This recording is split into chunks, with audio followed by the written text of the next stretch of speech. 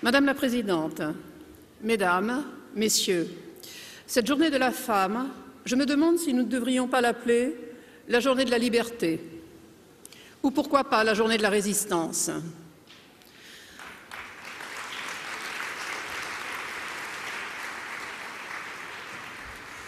En tout cas, cette journée de la femme, je pense que nous pouvons la dédier aux femmes enfermées dans le camp d'Ashraf.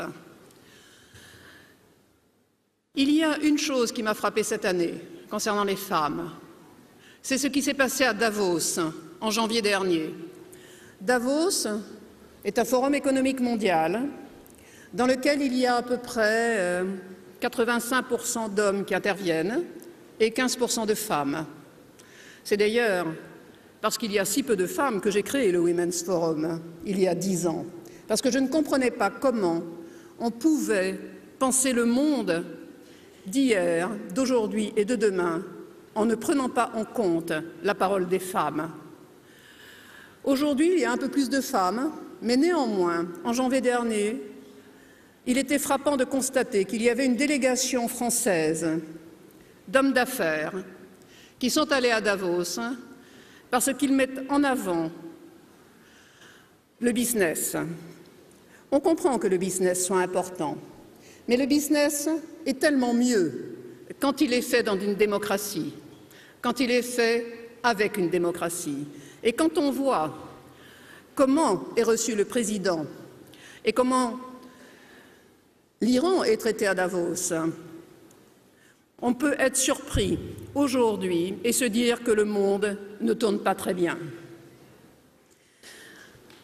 Je suis et je serai, je crois, toujours surprise tant que l'on ne donnera pas plus la parole aux femmes, tant qu'on ne donnera pas plus de liberté aux femmes pour s'exprimer, et pas seulement dans des conférences comme celle d'aujourd'hui, réunissant des femmes.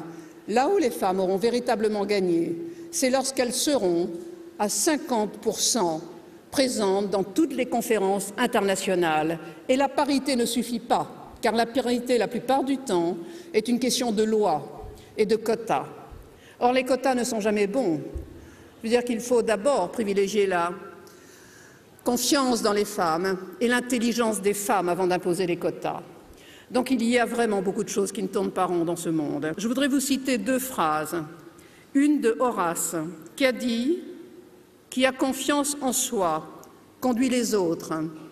Je pense, Madame Radjavi, et j'espère que vous garderez cette confiance en vous, car nous avons besoin de vous. La deuxième phrase est une phrase de René Char, qui est un poète français et qui a dit « Il n'y a que 2 conduites avec la vie, ou on la rêve, ou on l'accomplit ». Je vous remercie.